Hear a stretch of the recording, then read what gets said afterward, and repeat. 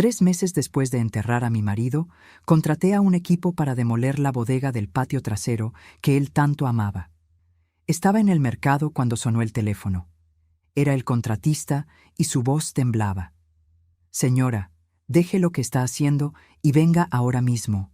Traiga a sus hijas, a las 2, y no se lo diga a nadie». Cuando llegué, entendí por qué mi sangre nunca volvería a ser la misma. Pero antes de continuar, asegúrate de estar suscrito al canal y escribe en los comentarios: ¿desde dónde estás viendo este video? La llamada llegó un martes cualquiera de marzo, mientras elegía naranjas en la sección de frutería. 3 meses y 11 días desde que enterré a Daniel. 3 meses y 11 días desde que mi vida se partió a la mitad, dejando solo el eco de lo que solía ser. Yo tenía 58 años y me sentía de 80. El luto tiene ese poder. Nos envejece por dentro primero, corroyendo la vitalidad hasta que incluso elegir fruta parece una tarea hercúlea. Estaba ahí, sosteniendo una naranja, cuando el celular vibró en el bolsillo de mi saco. Roberto Silva. El nombre del contratista parpadeó en la pantalla. Se me revolvió el estómago instantáneamente. Roberto era un hombre tranquilo, metódico, del tipo que nunca llamaba sin motivo. Lo contraté hace 2 semanas para finalmente demoler la bodega del fondo. Aquella construcción fea que Daniel insistió en mantener en pie por 25 años, alegando que algún día la usaría para algo. Contesté al tercer timbre. «Doña Beatriz», su voz sonaba extraña, tensa. «Señora, necesita venir para acá, ahora mismo». Mi corazón se aceleró. ¿Pasó algo? ¿Algún accidente? «No, señora, nadie salió herido». Una pausa demasiado larga. «Pero encontramos algo que usted necesita ver personalmente». «¿Qué tipo de cosa?» Lo escuché respirar profundo del otro lado de la línea. El ruido de fondo de la construcción se había detenido por completo. Solo entonces noté el silencio anormal. «No puedo explicarlo por teléfono. Pero, doña Beatriz, por favor, cuando venga, traiga a sus hijas, a las 2, y no le diga a nadie más sobre esto antes de verlo». La línea se quedó muda. Me quedé parada ahí entre las pilas de naranjas y manzanas, con el teléfono pegado a la oreja, tratando de procesar lo que acababa de escuchar. «Traiga a sus hijas, no se lo diga a nadie». El tono en la voz de Roberto no era de una urgencia común. Era miedo disfrazado de cautela. Solté las compras en el carrito, dejé todo ahí mismo y salí del mercado casi corriendo. Mis manos temblaban tanto que necesité 3 intentos para abrir el coche. Llamé primero a Paulina, mi hija mayor. Era médica, siempre ocupada, siempre corriendo entre turnos y consultas. Contestó con esa voz impaciente de quien está en medio de algo importante. «Mamá, estoy con un paciente. ¿Te puedo llamar después?» «Paulina, te necesito en la casa, ahora». El tono de mi voz debió transmitir algo, porque se quedó en silencio por un segundo. «¿Qué pasó?» «No sé cómo explicarlo. Solo ven, por favor. Ya voy para allá». La llamada a Sofía, la menor, fue aún más difícil. Estaba en una reunión en el despacho de abogados donde trabajaba. Desde la muerte de su padre, Sofía se había vuelto aún más cerrada, más distante. Su luto era silencioso, pero lo veía en sus ojos.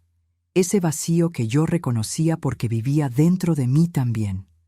«Mamá, ¿sabes que no puedo salir así a mitad de la jornada?» «Sofía».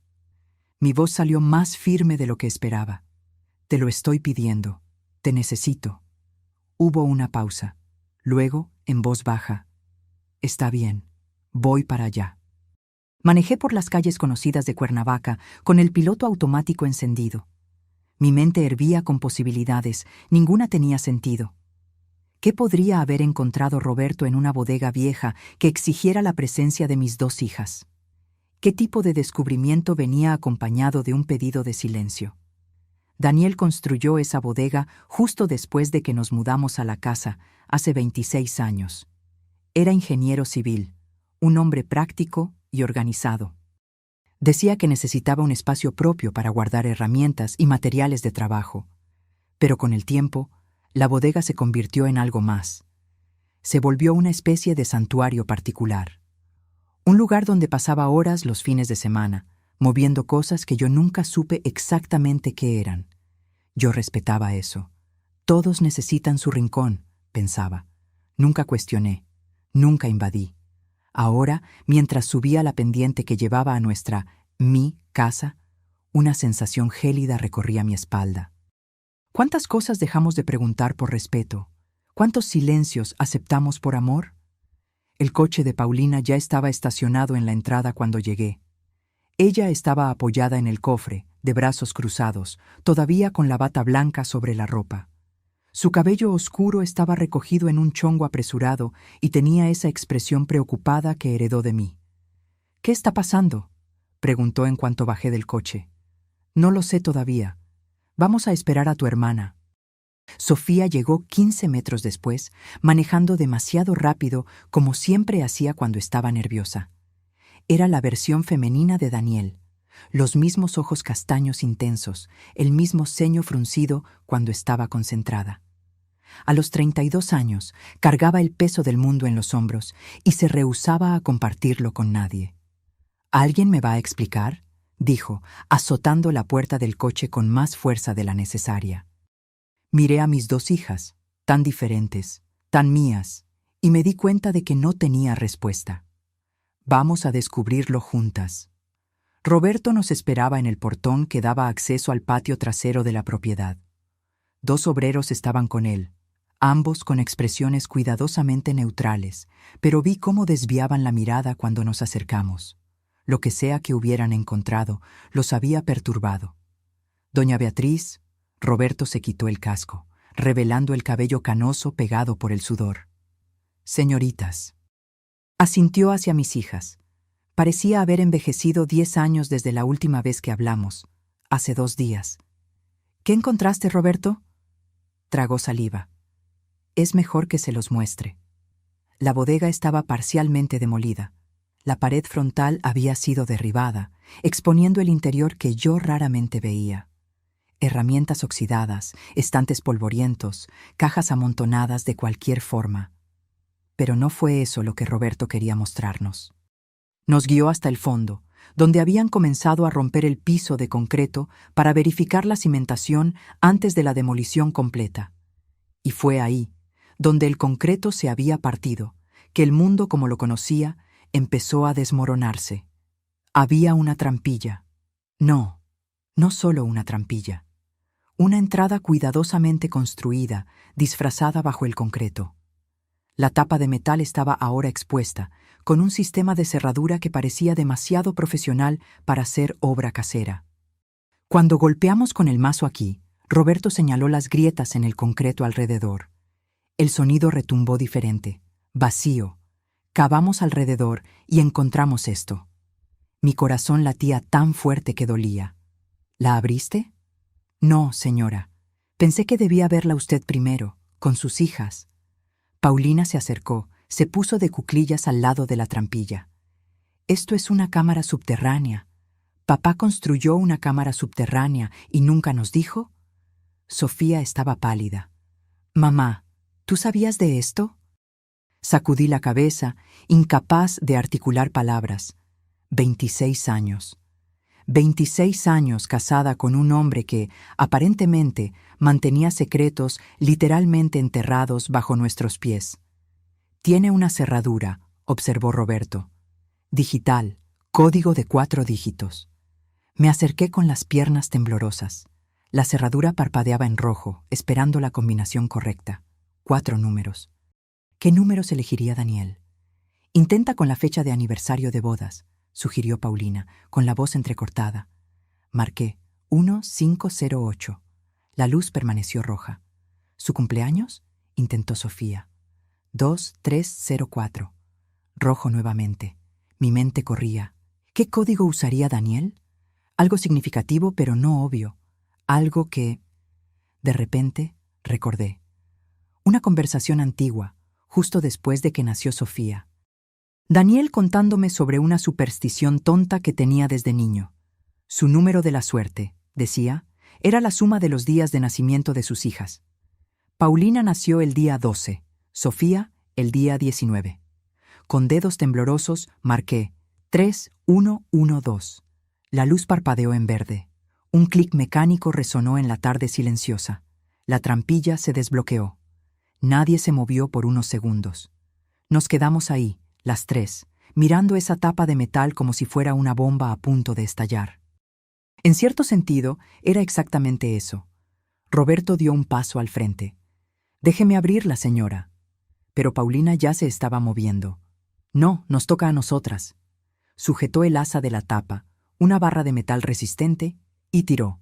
Sofía se unió a ella, y juntas levantaron la trampilla, revelando una escalera de metal que descendía hacia la oscuridad. El olor que subió de ahí era a tierra húmeda, concreto y algo más. Papel viejo, tal vez. Electrónica. Un olor a espacio cerrado por mucho tiempo. Roberto encendió una linterna potente y apuntó hacia abajo. La luz reveló una escalera firme, bien construida, bajando unos 3 metros. En el fondo, el haz de luz iluminó lo que parecía ser un piso de concreto limpio. «Hay luz allá abajo», murmuró Roberto, señalando un interruptor fijado en la pared interna, justo al inicio del descenso. Paulina bajó primero. Siempre fue la valiente, la que enfrentaba las cosas de frente. Sofía vaciló. Me miró con una expresión que no veía desde que era niña. Miedo puro. Tomé su mano y bajé junto con ella. El espacio allá abajo era sorprendentemente grande. Debía tener unos 40 metros cuadrados, con una altura de casi 2,5 metros. Las paredes eran de concreto reforzado, el piso estaba impecable y el aire circulaba. Había un sistema de ventilación funcionando. Pero no fue la estructura lo que nos dejó mudas, fue el contenido. A lo largo de una pared entera, archivos. Decenas de archiveros metálicos, del tipo usado en oficinas, todos cuidadosamente etiquetados. En la pared opuesta, un escritorio con 3 monitores de computadora, todos apagados, pero claramente conectados a alguna fuente de energía. Cables organizados, equipos que parecían caros, profesionales. Y en el centro de la sala, una mesa grande cubierta con mapas, documentos, fotografías. «Dios mío», susurró Paulina acercándose a la mesa. «¿Qué es todo esto?» Tomé una de las fotografías. Mostraba a un hombre que no reconocí, entrando a un edificio. La foto tenía fecha y hora impresas en la esquina. Hace 3 años. Tomé otra. El mismo hombre, hablando con alguien en un estacionamiento. Otra. Documentos financieros. Estados de cuenta bancarios con valores resaltados en amarillo. Paulina abrió uno de los archiveros. Dentro, carpetas organizadas alfabéticamente, cada una con un nombre en la etiqueta. Sacó una al azar. «Augusto Herrera», leyó en voz alta. Abrió la carpeta. Su rostro palideció. «Estos son investigaciones. ¿Papá estaba investigando personas?» Sofía ya estaba en la mesa con las computadoras, examinando los equipos. «Esto no es de aficionados, mamá. Son equipos profesionales, software de análisis forense, sistemas de encriptación». Su voz se fue apagando. Papá no era solo ingeniero, estaba haciendo otra cosa, algo mucho más complejo. Me acerqué a los archiveros, con el corazón martilleando en el pecho. Jalé un cajón al azar y empecé a leer los nombres en las carpetas. Algunos los reconocía: empresarios locales, políticos, personas que veíamos ocasionalmente en eventos sociales. Otros eran completamente desconocidos. Abrí una carpeta con el nombre Marco Antonio Silva. Dentro, fotografías de él con una mujer que claramente no era su esposa, recibos de hoteles, registros de llamadas telefónicas. Y encima de todo, una nota con la letra de Daniel. Iniciado en 2015. Pagos mensuales. Caso cerrado. 2018. Pagos mensuales. La palabra se repetía en mi cabeza como una campana fúnebre. «Mamá». La voz de Paulina sonaba extraña. «Hay una carpeta aquí con el nombre de la familia de Sofía». Sofía se congeló. «¿Qué?» Paulina sostenía una carpeta marcada como Familia Mesa, el apellido del esposo de Sofía, o mejor dicho, ex esposo. Se divorciaron hace 2 años, un proceso amargo que dejó a Sofía devastada. Con manos temblorosas, Sofía tomó la carpeta. La abrió. Allá adentro, documentos probando que Ricardo, su ex, mantenía una cuenta bancaria secreta en las Islas Caimán. Pruebas de desvío de fondos de la empresa donde trabajaba. Y más, registros de una relación extramarital que venía ocurriendo desde hace años, desde antes del matrimonio con Sofía. «Papá sabía», susurró Sofía, las lágrimas empezando a brotar. «Él sabía todo y nunca me lo dijo». «Tal vez quería protegerte», dijo Paulina, pero su voz sonaba incierta. «¿Protegerme?». La voz de Sofía subió de tono. «Estuve casada con ese hombre por 8 años. 8 años, Paulina. Y papá tenía todas estas pruebas y nunca dijo nada». Tomé la carpeta de sus manos, me obligué a leer. En el fondo había una nota de Daniel, fechada 6 meses antes de su muerte. Información entregada a ese discretamente, esperando su decisión. Miré a Sofía. «Recibiste documentos anónimos sobre Ricardo, ¿verdad? ¿Así fue como descubriste lo de la cuenta en el extranjero?». Ella asintió lentamente, secándose las lágrimas. «Llegaron por correo. Pensé que era alguien de su empresa, algún colega con remordimiento. Pero era papá. Él te dio las herramientas para liberarte», dijo Paulina suavemente. A su manera retorcida, pero lo hizo. Continuamos explorando. Cada archivo revelaba una nueva capa de una vida que nunca conocí. Daniel no era solo un ingeniero civil respetado. Era... ¿qué? ¿Un investigador privado? ¿Un chantajista? ¿Un vigilante? Encontré registros financieros en una caja fuerte empotrada en la pared. El código era el mismo que el de la trampilla. Dentro, comprobantes de transferencias, todas muy bien documentadas. Cantidades considerables entrando en cuentas que yo desconocía. Y saliendo también, donaciones a instituciones de beneficencia, becas de estudio anónimas, pagos a personas necesitadas. ¿Le robaba a unos para darle a otros?, murmuré, tratando de darle sentido a todo aquello. «No era robo», dijo Paulina, estudiando uno de los documentos. «Mira aquí. Acuerdo de protección». Él lo llamaba protección, no chantaje. Pero la línea entre las dos cosas era demasiado delgada para mi comodidad. Fue Sofía quien encontró la computadora principal. No estaba con las otras en la mesa, estaba escondida dentro de un armario, conectada a un sistema de energía independiente. La encendió y la pantalla pidió una contraseña. «¿Alguien tiene idea?», preguntó. Pensé. Daniel y sus contraseñas. Era metódico, pero también sentimental de maneras extrañas. Intenté algunas combinaciones obvias. Todas fallaron. Entonces recordé algo que solía decir cuando las niñas eran pequeñas y hacían preguntas difíciles. La verdad siempre encuentra su camino. Escribí: «La verdad encuentra». La pantalla parpadeó y se abrió. Lo que encontramos en la computadora cambió todo nuevamente. Carpetas y más carpetas de información, organizadas con el mismo cuidado meticuloso que Daniel aplicaba a todo en su vida. Pero había una carpeta diferente a las otras, marcada simplemente como «Emergencia para Beatriz». Hice clic con los dedos helados. Era un video, fechado 2 semanas antes de la muerte de Daniel. Le di al play. El rostro de mi marido llenó la pantalla. Parecía cansado, más viejo de lo que recordaba. Tenía esa expresión que yo reconocía, cuando estaba a punto de decirme algo difícil. «Beatriz», su voz grabada resonó en la sala subterránea. Sentí las lágrimas quemar antes de siquiera caer. «Si estás viendo esto, significa que pasó lo que temía, y significa que encontraste este lugar, probablemente con nuestras hijas». En la pantalla, Daniel suspiró profundamente. «Necesito que entiendas algo antes de juzgar lo que hice. Todo empezó hace 23 años, cuando Paulina tenía 10. ¿Recuerdas el secuestro?». Se me heló la sangre. Lo recordaba. Claro que lo recordaba. Paulina estuvo cautiva por 18 horas aterradoras hasta que la policía la encontró. Nunca atraparon a todos los involucrados, solo al ejecutor, que murió en un enfrentamiento con la policía.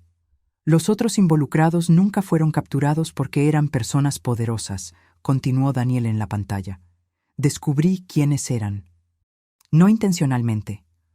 Uno de los secuestradores soltó información antes de morir. Empecé a investigar por mi cuenta, porque la policía no iba a hacer nada. No contra quienes tenían tanto poder. Daniel en la pantalla se ajustó los lentes. Un gesto que yo había visto 1000 veces, pero que ahora cargaba un peso completamente nuevo. Encontré pruebas, continuó. Pruebas suficientes para destruir a 3 familias poderosas de esta ciudad. Y me di cuenta de que tenía una opción: entregar todo a la policía y ver a esas personas usar su influencia para escapar, o usar esa información de otra forma. Hizo una pausa, mirando directamente a la cámara. Directamente a mí. Elegí protegerte, proteger a nuestras hijas. Usé la información para garantizar que esas personas nunca más pudieran tocarnos, y funcionó. Durante 23 años las mantuve seguras. Sofía soltó un sonido ahogado a mi lado. Paulina tenía la mano sobre la boca. Pero no me detuve ahí, admitió Daniel, y por primera vez vi algo parecido a la vergüenza cruzar su rostro. Una vez que entendí cómo obtener información, cómo documentar secretos, me di cuenta de que podía hacer más. Podía ayudar a otras personas.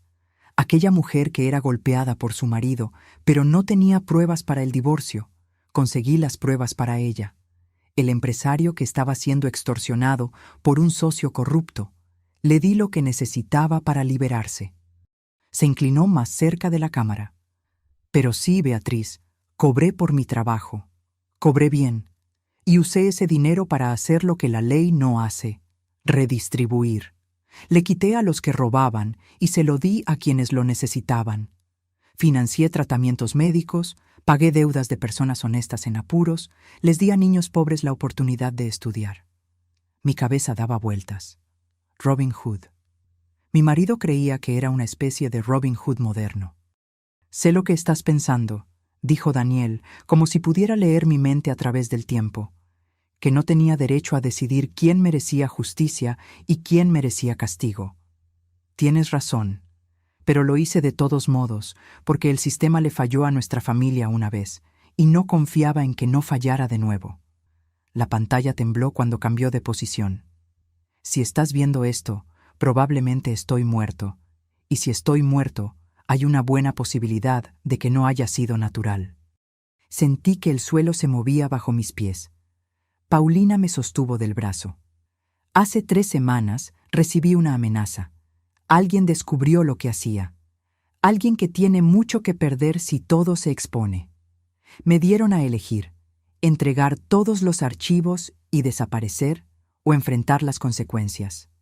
Daniel sonrió, pero fue una sonrisa triste. No los voy a entregar. No voy a dejar que años de trabajo caigan en manos equivocadas. Así que, si estás viendo esto... Dejó el pensamiento en el aire. No necesitaba completarlo. Hay un archivo específico que es peligroso, continuó Daniel. Está marcado como primordial. No lo abras todavía, no hasta que estés absolutamente segura de que estás protegida.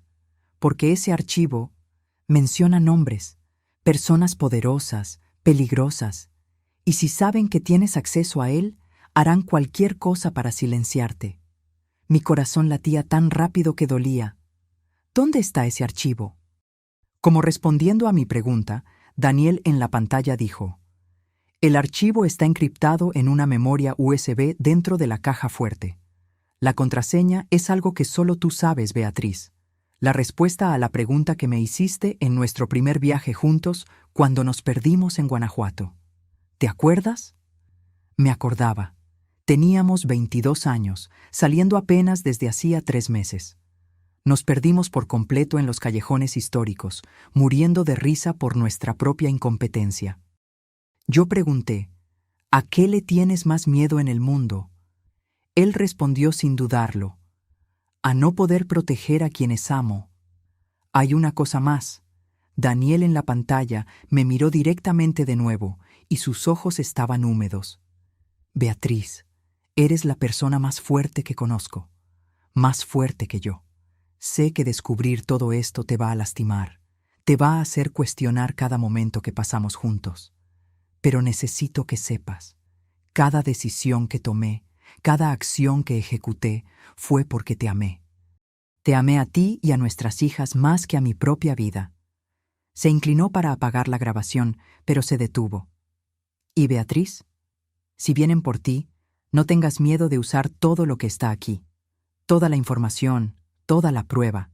Protege a nuestras hijas de la forma en que yo las protegí, incluso si eso significa convertirte en algo que nunca imaginaste ser. La pantalla se puso negra. Nos quedamos en silencio en la sala subterránea, el peso de las palabras de Daniel colgando sobre nosotras como una nube de tormenta a punto de estallar. Fue Sofía quien rompió el silencio. Lo asesinaron. No fue una pregunta. Recordé el día. Daniel salió a una reunión matutina con un cliente. Regresó a casa a la hora de la comida, quejándose de un dolor en el pecho. «Debe ser acidez», dijo. «Desayuné de más». 2 horas después, estaba muerto. «Infarto fulminante», dijeron los médicos. «Pasa». Especialmente en hombres de 59 años con historial familiar de problemas cardíacos. Pero, ¿y si no hubiera sido natural? ¿Y si alguien hubiera encontrado la manera? Necesitamos abrir el archivo primordial, dijo Paulina. Necesitamos saber contra quién nos enfrentamos. Papá dijo que no lo abriéramos, argumentó Sofía. Dijo que era peligroso. Sofía, él está muerto. La voz de Paulina subió, resonando en las paredes de concreto. Si alguien lo mató, no se van a quedar quietos. Van a ir tras quien sea que tenga acceso a esta información. Tras nosotras. Tenía razón. Yo sabía que tenía razón. Pero la idea de abrir ese archivo, de ver lo que fuera que hubiera ahí dentro, me aterraba de una forma que no podía explicar. «Vámonos con calma», dije, sorprendida por la firmeza de mi propia voz. «Primero, necesitamos entender qué más hay aquí. Después decidimos sobre el archivo». Pasamos las siguientes horas catalogando. Roberto y sus hombres se fueron después de que se lo pedí. Cuantas menos personas supieran de ese lugar, mejor. Las 3 nos quedamos ahí, leyendo archivo tras archivo, reconstruyendo pieza por pieza la vida secreta de Daniel. Encontramos casos que nos dejaron sin palabras. Un maestro acusado falsamente de abuso por padres ricos, cuyo hijo había reprobado. Daniel probó la mentira y salvó la carrera del hombre. Una enfermera que robaba medicamentos, no para venderlos, sino para tratar a su madre con cáncer que no tenía seguro. Daniel pagó el tratamiento anónimamente y ayudó a la mujer a conseguir ayuda adecuada en lugar de exponerla. Pero también encontramos cosas perturbadoras. Registros de personas a las que Daniel extorsionó por cantidades absurdas. Un empresario que desviaba fondos públicos. Un médico que falsificaba dictámenes para defraudar seguros. Daniel no solo recolectaba pruebas, cobraba mensualmente por su silencio. «Era un vigilante», murmuró Paulina, leyendo un archivo particularmente denso. «Un vigilante con su propio código moral». «Era un criminal», corrigió Sofía, pero su voz no tenía convicción. «¿Verdad? El chantaje es un delito». Miré a mis hijas. Era ambas cosas, y ninguna. Era un hombre que vio al sistema fallarle a su familia y decidió crear su propio sistema de justicia. «Y murió por eso», dijo Sofía en voz baja. Era casi medianoche cuando finalmente decidimos abrir la caja fuerte y tomar la memoria USB. La contraseña que mencionó Daniel resonaba en mi cabeza. No poder proteger a quienes amo. Escribí letra por letra en la interfaz de seguridad de la computadora principal. No poder proteger. La memoria apareció en la pantalla. Un solo archivo. Primordial Dump PDF. Mi dedo sobrevoló el ratón. Una vez que abriera eso, no habría vuelta atrás. Sabríamos a quién temía Daniel, quién posiblemente lo mató. Y probablemente nos convertiríamos en blancos también. «Mamá», dijo Paulina suavemente, «necesitamos saber». El archivo se abrió lentamente. como si la propia computadora dudara en revelar su contenido. Cuando la primera página finalmente apareció, sentí que el aire se escapaba de mis pulmones. En la parte superior, en letras grandes, Operación Serpiente, Red de Corrupción y Lavado de Dinero, Morelos y Región Centro. Abajo, una lista de nombres. No eran nombres cualquiera.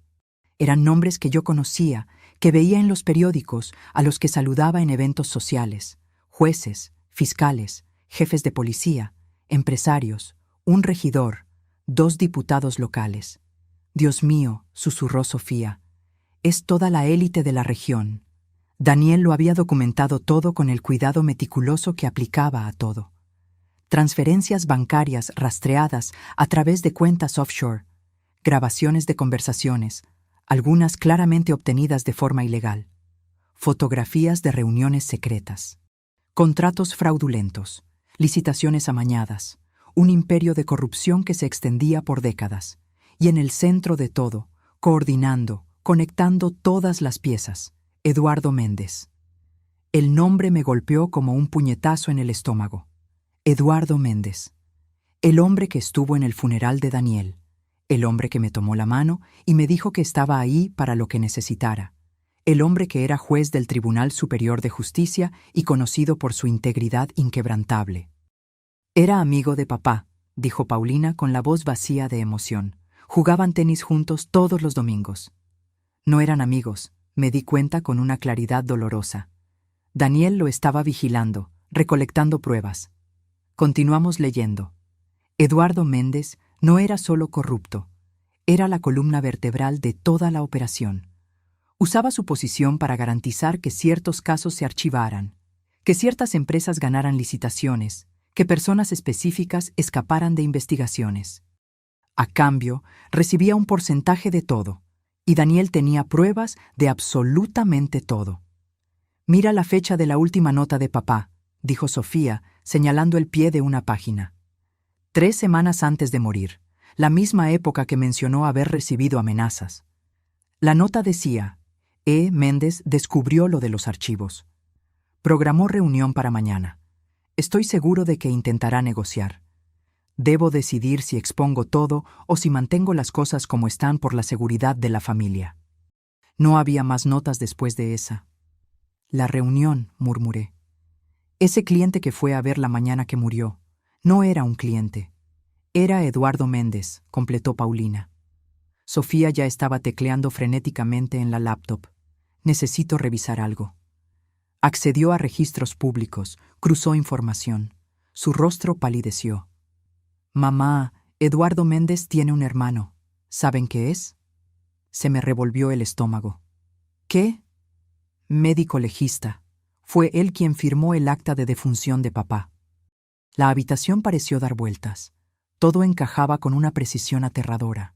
La reunión matutina, el supuesto cliente, Daniel regresando a casa quejándose de dolor, el ataque cardíaco súbito, un legista corrupto firmando el acta sin hacer demasiadas preguntas. Lo envenenaron, dijo Paulina, algo que simulara un infarto. Hay drogas que hacen eso. Y lo aceptamos, susurré. Aceptamos la explicación porque era conveniente, porque tenía sentido, porque nunca imaginamos que nuestra mamá estaba casada con un hombre que recolectaba secretos sobre las personas más poderosas de la región, terminó Sofía amargamente. ¿Cómo íbamos a imaginarlo? Miré el archivo todavía abierto en la pantalla. Páginas y páginas de pruebas meticulosamente documentadas. Pruebas que podrían destruir decenas de carreras, enviar personas a prisión, derribar imperios construidos sobre mentiras y sangre. Pruebas por las que matarían de nuevo. Necesitamos salir de aquí, dije de repente. Ahora. ¿Por qué? Preguntó Paulina. Porque si mataron a su padre por esta información y si sospechan que sabemos de su existencia. No necesité terminar, pero Sofía sacudió la cabeza. Ya lo saben, mamá, o al menos lo sospechan. La remodelación de la bodega no era un secreto. Roberto probablemente le comentó a alguien que encontró algo inusual. Las noticias vuelan en una ciudad pequeña. Tenía razón. Cuernavaca tenía ese aire de ciudad donde todos se conocen. Si Roberto mencionó a la persona equivocada que encontró una habitación secreta en la propiedad de la viuda del ingeniero Daniel, mi teléfono vibró, rompiendo el silencio tenso. Un número desconocido. Mi corazón se aceleró. «No contestes», dijo Paulina rápidamente, pero yo ya estaba presionando el botón de aceptar. Algún instinto me decía que debía hacerlo. ¿Beatriz Carballo? Una voz masculina, calmada, educada, conocida. ¿Quién habla? Eduardo Méndez. Perdona que llame tan tarde, pero supe que hubo un movimiento interesante en tu propiedad hoy. ¿Encontraron algo durante la demolición? Se me heló la sangre. Él sabía, claro que sabía. No sé de qué me hablas, Eduardo. Beatriz. Su voz adquirió un tono casi paternal. Sé que Daniel guardaba algunos archivos que podrían ser malinterpretados por personas que no entendieran el contexto. Si encontraron algo así, sería prudente hablar conmigo antes de hacer cualquier cosa precipitada. ¿Por qué haría eso? Porque Daniel era mi amigo, y porque sé que a él no le gustaría que nada malo les pasara a ti o a tus hijas por culpa de información obsoleta y potencialmente peligrosa. La amenaza velada era clara. Miré a Paulina y a Sofía. Vi el miedo en sus ojos reflejando el mío. Voy a pensarlo, dije cuidadosamente. Piénsalo rápido, Beatriz. Algunas personas son menos pacientes que yo. La llamada se cortó. Me quedé parada, sosteniendo el teléfono, sintiendo el peso de cada palabra no dicha. Eduardo Méndez acababa de darme un plazo. ¿Un plazo para qué? Exactamente, no lo sabía. ¿Para entregar los archivos? ¿Para desaparecer? ¿Para morir silenciosamente como Daniel? Necesitamos hacer copias, dijo Sofía de repente. De todo, y guardarlas en lugares diferentes. ¿Y después? Preguntó Paulina. ¿Qué hacemos con esto? Miré el archivo primordial todavía abierto en la pantalla. A los nombres de personas que habían construido fortunas sobre la corrupción. A las pruebas que Daniel pasó años acumulando, pruebas por las que dio la vida. Después, dije, sorprendiéndome a mí misma con la firmeza de mi voz, hacemos exactamente lo que su padre haría. Usamos esto para protegernos. Pasamos el resto de la noche copiando archivos. Sofía tenía conocimientos técnicos. Creó múltiples copias en memorias USB encriptadas, almacenó versiones en la nube a través de redes que juraba eran seguras. Paulina catalogó todo en papel, creando un índice que nos permitiría encontrar rápidamente cualquier información específica. Yo leí cada archivo, cada nota, cada fragmento de evidencia que Daniel había reunido, y con cada página conocía a mi marido un poco más y un poco menos. El hombre que me besaba cada mañana antes de irse a trabajar. El hombre que lloró cuando nació Paulina. El hombre que le enseñó a Sofía a andar en bicicleta con una paciencia infinita. Ese hombre era real. Pero también era real el hombre que extorsionaba a empresarios corruptos, que grababa conversaciones privadas sin consentimiento, que usaba información personal como arma, que decidió solo quién merecía castigo y quién merecía protección. Ambos eran Daniel, y yo tenía que aceptar eso. Eran casi las 4 de la mañana cuando terminamos. Teníamos 6 copias completas de los archivos, cada una guardada en un lugar diferente, algunas con abogados de confianza en otras ciudades, una en una caja de seguridad bancaria, una con una colega de Paulina que ni siquiera sabía lo que estaba guardando. ¿Y ahora?, preguntó Sofía, exhausta. Miré a mis hijas. Paulina tenía ojeras profundas, pero sus ojos estaban alerta, decididos. Sofía parecía haber envejecido 10 años en una noche, pero había una fuerza en ella que no veía hacía mucho tiempo. Ahora, dije, vamos a casa a dormir un poco. Mañana le haremos una visita a Eduardo Méndez. Mamá, ¿te volviste loca? Paulina se levantó.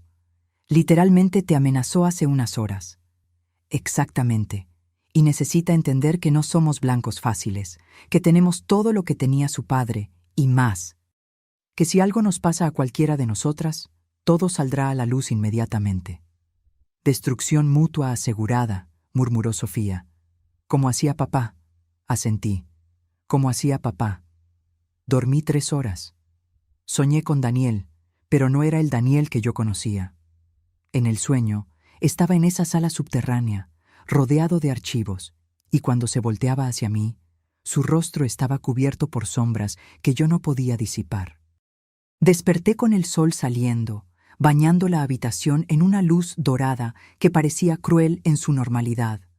¿Cómo podía el mundo estar tan común, tan tranquilo, cuando todo dentro de mí estaba destrozado? Tomé un baño largo, dejando que el agua caliente se llevara parte de la tensión de los hombros. Elegí la ropa con cuidado, un conjunto sobrio, profesional.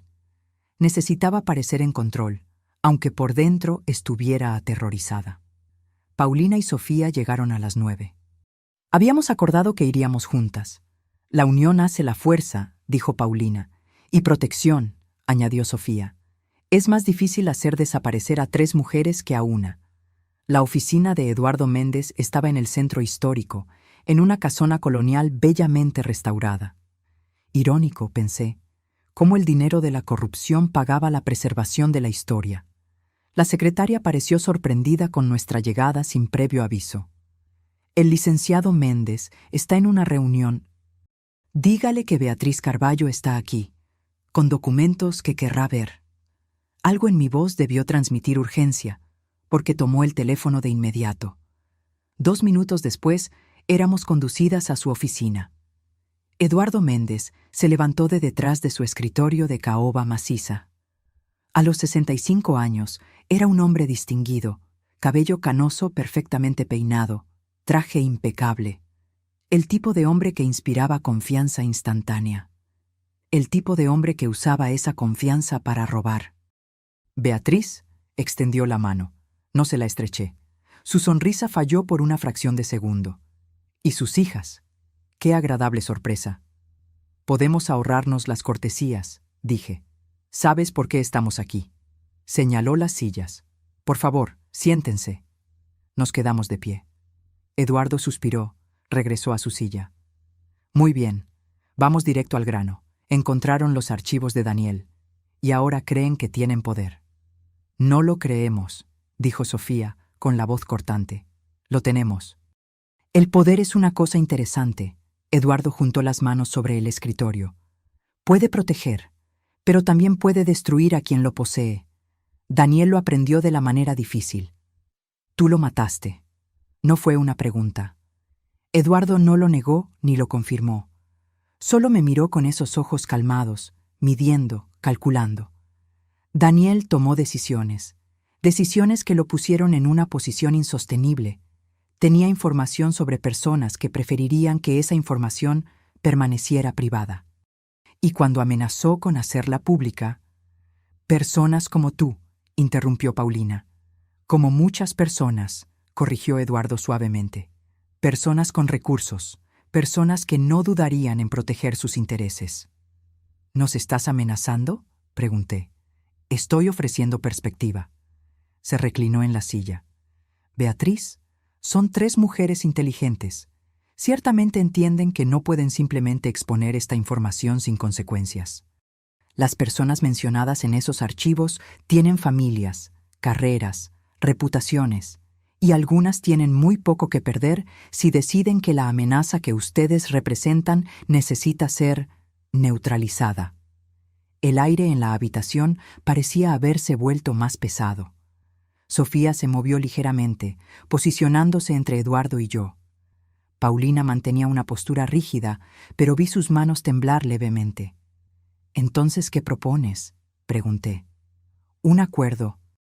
Ustedes me entregan los archivos, todas las copias, y a cambio garantizamos que nada malo les pasará. Pueden vivir sus vidas tranquilas. Incluso puedo garantizar que el legado de Daniel permanezca intacto. Nadie tiene por qué saber sobre sus actividades extracurriculares. ¿Y qué nos garantiza que cumplirás tu parte?». Eduardo sonrió. «Mi palabra». Sofía soltó una risa amarga. La palabra de un hombre corrupto que probablemente orquestó el asesinato de nuestro padre. ¡Qué garantía tan maravillosa! La sonrisa de Eduardo desapareció. Cuidado con sus acusaciones, jovencita. Sin pruebas, son solo difamación. Tenemos pruebas, dije. De todo. Tu red de corrupción, las licitaciones amañadas, el dinero desviado, tu hermano falsificando actas de defunción. Tenemos grabaciones, documentos, transferencias bancarias, todo. Por primera vez, vi una grieta en la máscara de Eduardo. Sus ojos se entrecerraron, su mandíbula se tensó. Si las tuvieran, dijo cuidadosamente, me habrían buscado antes. Habrían intentado negociar. El hecho de que estén aquí ahora, 3 mujeres asustadas, sin ningún tipo de protección, me dice que están blofeando. Era mi turno de sonreír. Saqué mi celular del bolsillo. Presioné unos botones. ¿Puedes revisar tu correo, Eduardo? Frunció el ceño, pero tomó su propio celular. Yo había enviado un documento, solo una muestra. 3 páginas del archivo primordial, mostrando transferencias específicas de cuentas offshore a su cuenta personal. Vi el color desaparecer de su rostro mientras leía. Eso es una muestra, dije calmadamente. Tenemos 423 páginas sobre ti específicamente. ¿Sobre los otros involucrados en la operación? Más de 1000 páginas. Y antes de que preguntes, sí, hicimos copias. Muchas copias. Guardadas con personas que nunca encontrarías. Programadas para ser liberadas automáticamente si algo nos pasa a cualquiera de nosotras. Eduardo soltó el celular.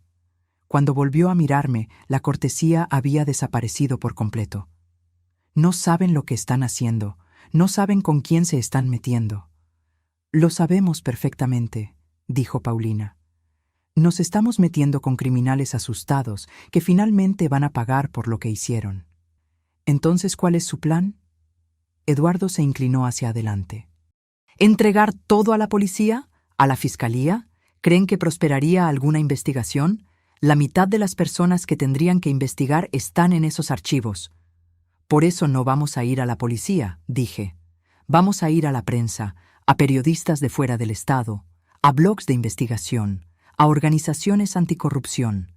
Vamos a difundir esto tan ampliamente que ni todo el poder y el dinero del mundo lograrán enterrarlo. Era mentira. Todavía no habíamos decidido exactamente qué hacer, pero necesitaba que Eduardo creyera que teníamos un plan sólido, que éramos tan calculadoras como Daniel lo había sido. Eduardo me estudió en silencio por un largo momento. Luego, sorprendentemente, se rió. Daniel te enseñó bien. O tal vez siempre fuiste así y él solo lo reconoció. Daniel me enseñó que a veces la única forma de protegerse es garantizar que tu destrucción destruya también a tus enemigos. Destrucción mutua asegurada, Eduardo repitió, la estrategia favorita de tu marido. Se levantó, caminó hacia la ventana, miró la calle allá abajo. Muy bien, tienen mi atención. ¿Qué quieren? Queremos que nos dejen en paz. Dije simplemente. Queremos vivir nuestras vidas sin mirar por encima del hombro, sin preocuparnos por si seremos la próxima víctima de un ataque cardíaco súbito. ¿Y a cambio? A cambio, los archivos se quedan donde están, guardados, seguros y en silencio. A menos que alguien decida que somos una amenaza, entonces todo sale a la luz. Eduardo volvió al escritorio, apoyó las manos en él. ¿Y cuánto tiempo creen que durará este equilibrio? ¿1 año? ¿5? ¿10? En algún momento, alguien decidirá que vale la pena el riesgo, o se harán demasiado viejas para representar una amenaza real, o cometerán un error. ¿Y entonces? Entonces tendrás que vivir con esa incertidumbre, interrumpí. Igual que nosotros, vivimos con la incertidumbre de estar siendo vigiladas por asesinos. Me parece justo. Me miró fijamente por un largo tiempo. Finalmente, asintió lentamente. Llevaré su propuesta a las personas relevantes. Pero Beatriz, entiende una cosa. Hay personas en esta red que son mucho menos razonables que yo. Personas que las verán como una amenaza existencial y actuarán en consecuencia. Entonces convence a esas personas de que somos una amenaza mayor, vivas que muertas. Salimos de su oficina en silencio.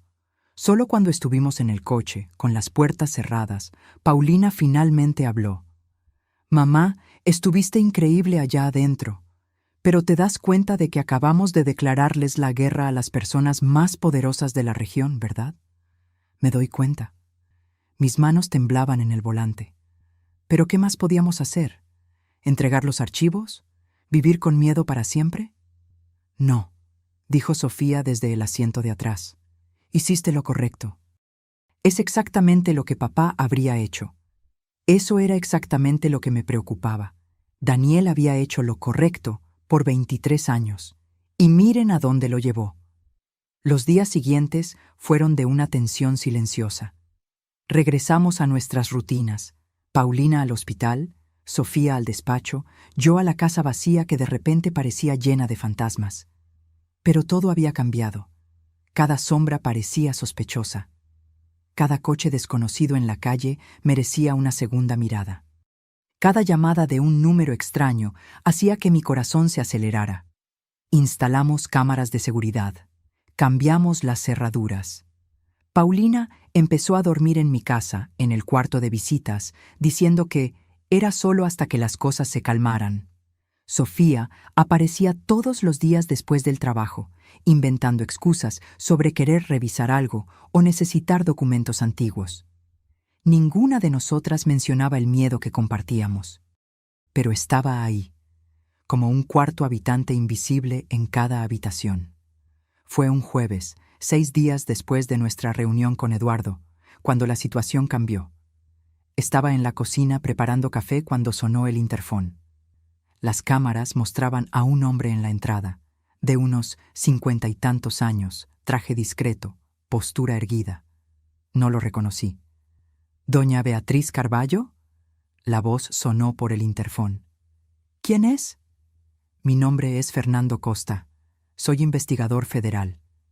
Me gustaría intercambiar unas palabras con usted, si es posible». Mi corazón se aceleró. Investigador federal. Eso no estaba en los planes. Llamé a Paulina de inmediato, que estaba en su cuarto arreglándose para su turno. «Hay un investigador federal en la puerta». Bajó las escaleras corriendo. Juntas estudiamos al hombre por la cámara. Esperaba pacientemente, manos en los bolsillos, sin parecer una amenaza. «Puede ser una trampa», dijo Paulina, «o puede ser nuestra salvación». Respiré hondo y presioné el botón. «¿Puede mostrar su identificación a la cámara?» Levantó una placa. Parecía legítima, pero yo no era experta. «Voy a verificar su número de registro», dije. Tardé 15 minutos de llamadas para confirmar que Fernando Costa era, de hecho, un investigador de la Fiscalía General de la República destacado en la Ciudad de México. Abrí el portón. Fernando Costa tenía un trato calmado, casi gentil. Se sentó en la sala que le ofrecí. Aceptó el café, esperó pacientemente mientras Paulina y yo nos acomodábamos. «Doña Beatriz», comenzó, «estoy investigando una red de corrupción que opera en esta región desde hace al menos 2 décadas, y tengo motivos para creer que su difunto esposo tenía información relevante sobre esta red». Mantuve mi rostro neutral, pero mi mente corría. ¿Qué le hace pensar eso? Unos meses antes de su muerte, su esposo se puso en contacto con nuestro departamento. No directamente, usó canales anónimos, pero logramos rastrearlo. Alegaba tener pruebas de un esquema masivo de corrupción que involucraba a figuras públicas locales. Se me revolvió el estómago. ¿Daniel había ido con las autoridades federales? No había mención de eso en ninguno de sus archivos. Programó una reunión con nosotros, continuó Fernando, pero murió antes de que pudiera concretarse. En su momento, aceptamos la explicación de causas naturales. Pero ahora, con cierta información que recibimos recientemente, estamos reabriendo el caso. ¿Qué información? Fernando me estudió cuidadosamente. Doña Beatriz, seré directo. Sé que encontraron algo durante la demolición de la bodega. Sé que tuvieron una reunión tensa con Eduardo Méndez. Y sé que, si su marido realmente tenía las pruebas que decía tener, esas pruebas probablemente están con ustedes ahora. Paulina se adelantó antes de que yo pudiera responder. ¿Y si estuvieran? ¿Qué garantías tendríamos de que entregar esa información no nos pondría en más peligro? Ninguna. Fernando fue brutalmente honesto. La red que estamos investigando tiene tentáculos profundos. Puede haber personas comprometidas, incluso dentro de nuestras propias filas. Pero puedo ofrecerles algo que no tienen ahora: la posibilidad de justicia real. ¿Al costo de nuestras vidas?, replicó Paulina. Potencialmente. No trató de endulzarlo. Pero sigan como están. ¿Y cuánto tiempo creen que van a durar? ¿Un año? ¿2?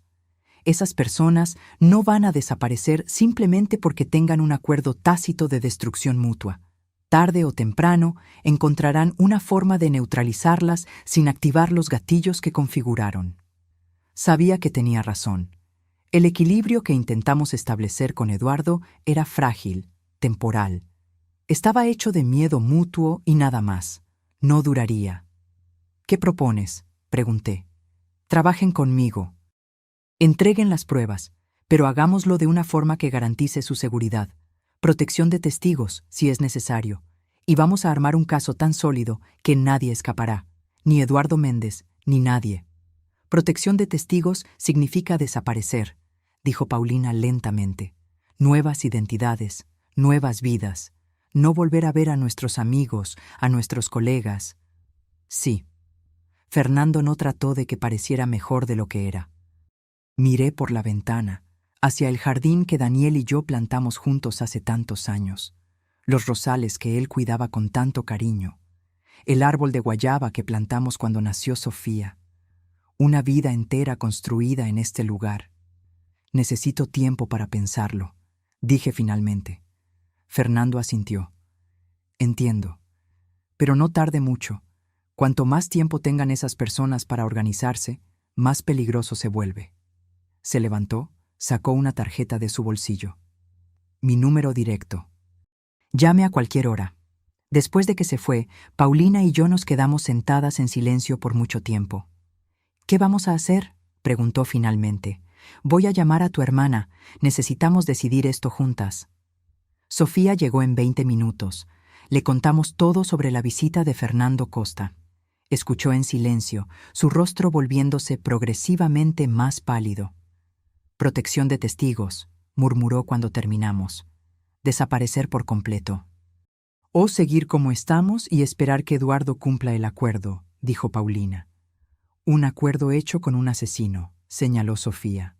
No es exactamente confiable, pero al menos seguiríamos siendo nosotras mismas, argumentó Paulina. Nuestras vidas, nuestras identidades, todo lo que papá pasó años protegiendo. Papá está muerto. La voz de Sofía fue dura. Proteger no funcionó para él. ¿Por qué funcionaría para nosotras? Pasamos horas debatiendo. Paulina argumentaba a favor de mantener el statu quo, al menos temporalmente. Sofía insistía en que necesitábamos trabajar con Fernando. ¿Y yo? Yo estaba dividida entre el deseo de justicia por lo que le hicieron a Daniel y el miedo paralizante de lo que podría pasar si nos exponíamos por completo. Era casi de noche cuando sonó mi teléfono. Número desconocido. Contesté con duda. ¿Beatriz Carballo? Una voz femenina, joven, asustada. ¿Sí? Mi nombre es Marina. Soy secretaria del licenciado Eduardo Méndez. Respiró hondo, temblando. Necesito avisarte. Hay una reunión ocurriendo ahora mismo, en su oficina, con personas malas, y tu nombre fue mencionado, muchas veces. Se me heló la sangre. ¿Qué están planeando? No sé los detalles, pero escuché al licenciado Méndez decir que el problema debe resolverse antes de que se salga completamente de control. Y otra persona, no reconocí la voz, dijo que los accidentes pasan. Especialmente a mujeres que manejan solas de noche. El teléfono casi se me cae de la mano. ¿Por qué me estás contando esto? Porque el licenciado Méndez mató a mi padre. Su voz se quebró. Hace 5 años. Falsificó un proceso. Destruyó su reputación. Lo llevó al suicidio. Y yo no puedo hacer nada porque no tengo pruebas. Pero tú sí. Tú tienes pruebas de todo lo que hizo. Así que, por favor, úsalas. Destrúyelo, por mí, por mi padre, por todas las personas a las que ese monstruo lastimó. La llamada se cortó. Miré a mis hijas. Cambio de planes. Vamos a trabajar con Fernando Costa. Llamé a Fernando esa misma noche. Contestó al primer timbre como si estuviera esperando. ¿Doña Beatriz? Vamos a hacerlo, pero con condiciones. Programamos una reunión para el día siguiente en un lugar neutro, una cafetería en Tepoztlán, lejos de Cuernavaca, lejos de ojos conocidos.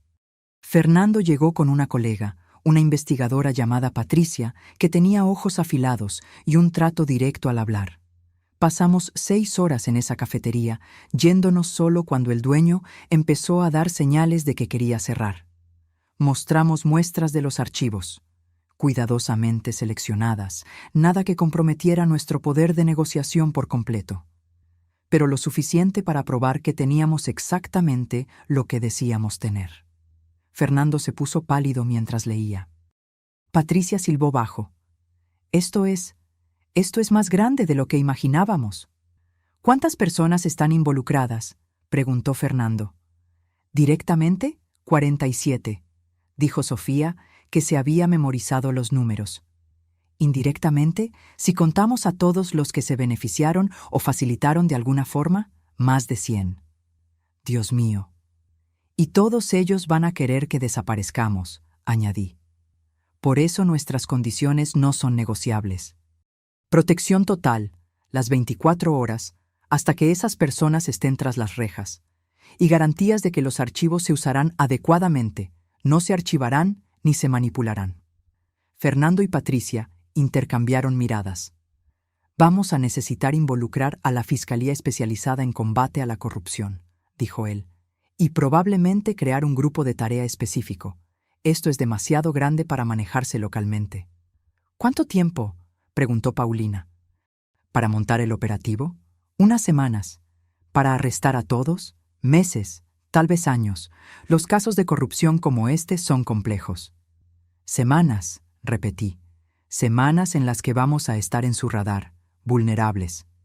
Por eso la protección empieza ahora, dijo Patricia. Hoy mismo. Vamos a poner agentes alrededor de su casa, escoltas siempre que salgan. Nada discreto. Queremos que todos sepan que están protegidas. No fue tan reconfortante como debería haber sido, pero era mejor que nada. Regresamos a Cuernavaca con una escolta federal. 2 coches, 4 agentes. Los vecinos seguramente tendrían de qué hablar, y tendrían aún más en las semanas siguientes. La investigación se desarrolló rápidamente una vez que Fernando tuvo acceso completo a los archivos.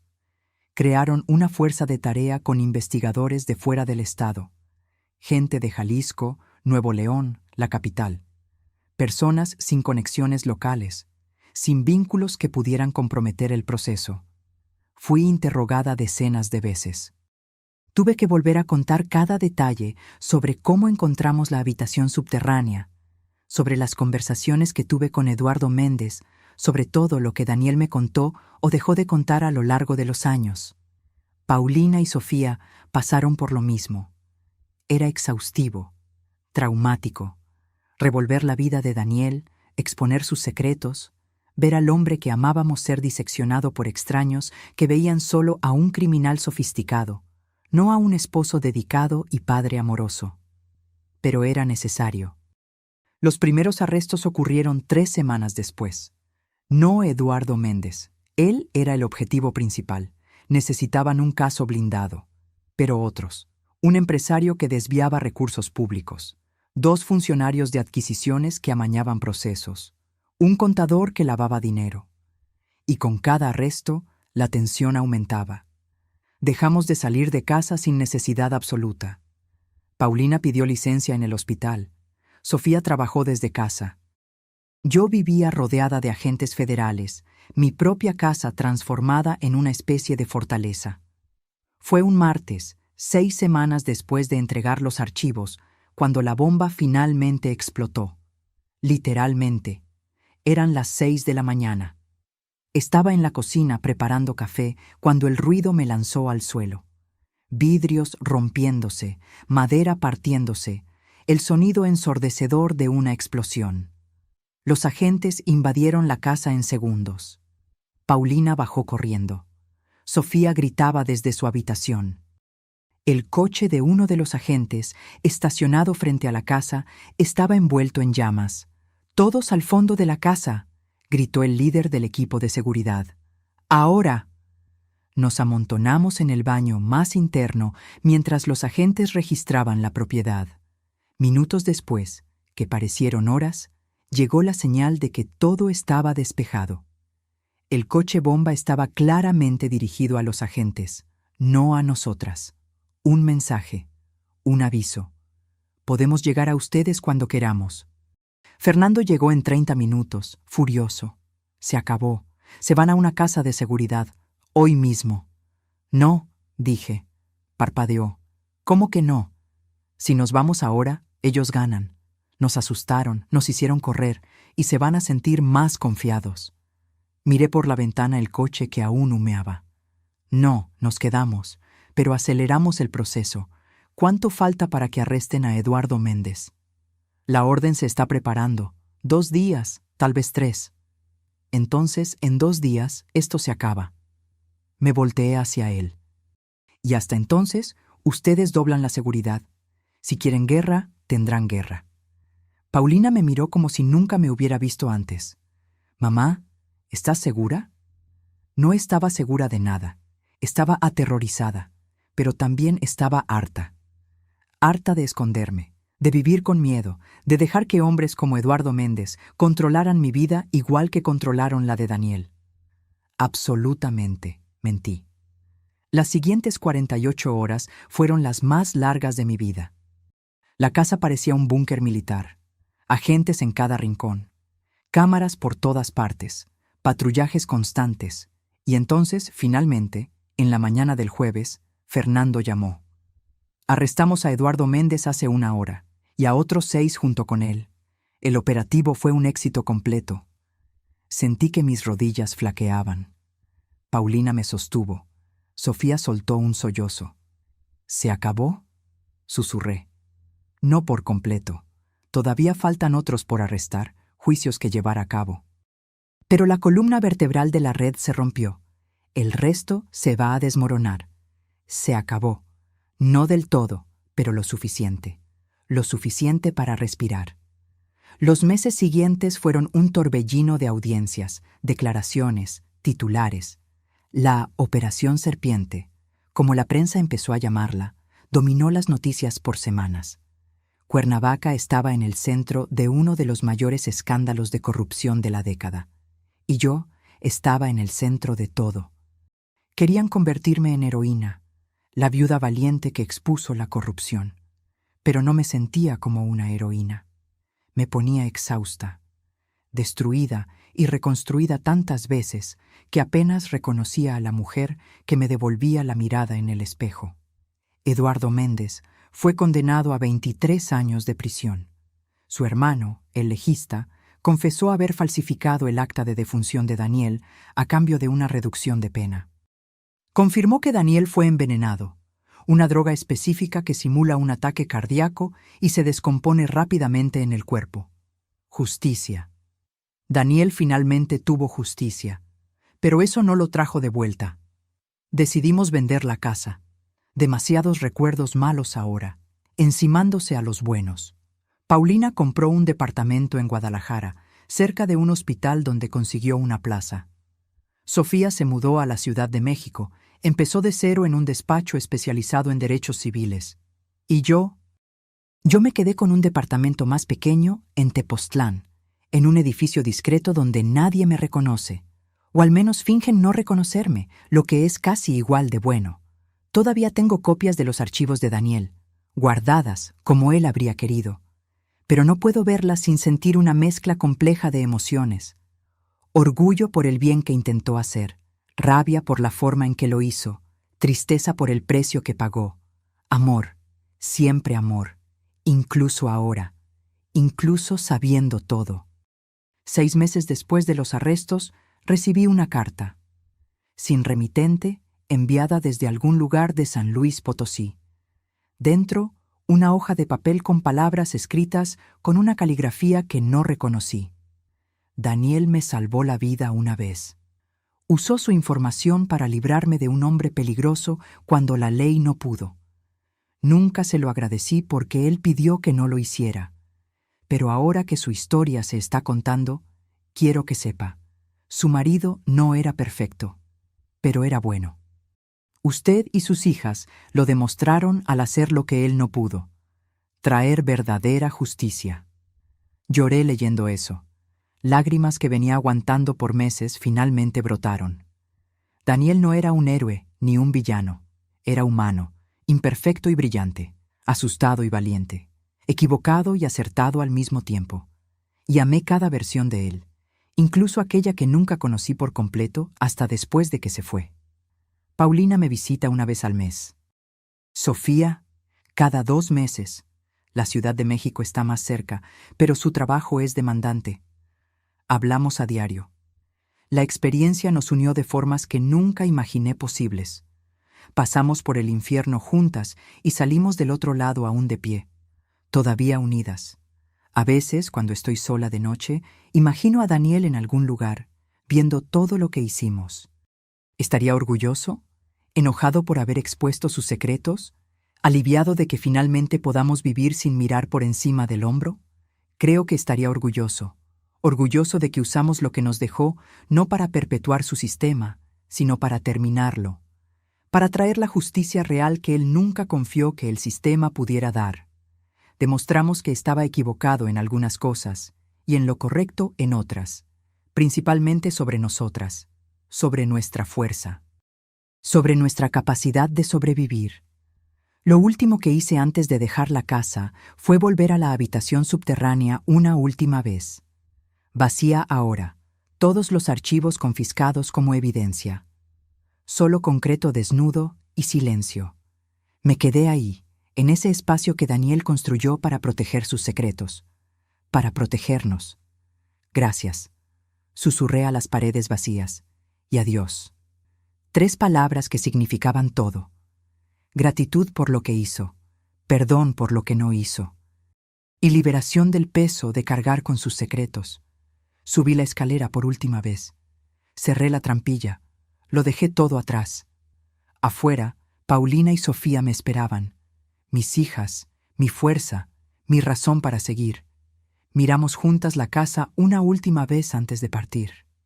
¿Lista?, preguntó Paulina. «Lista», respondí. Y era verdad. Estaba lista para dejar el pasado, lista para construir algo nuevo. Lista para ser simplemente Beatriz, no la viuda de Daniel, no la mujer que expuso la corrupción, sino solo yo. Quien quiera que yo fuera ahora. Íbamos a descubrirlo juntas. Ahora, si te gustó esta historia, haz clic en suscribirte y dime en los comentarios qué parte te dejó con la boca abierta. Y no olvides hacerte miembro para tener acceso a videos exclusivos que no publico aquí. Te espero allá.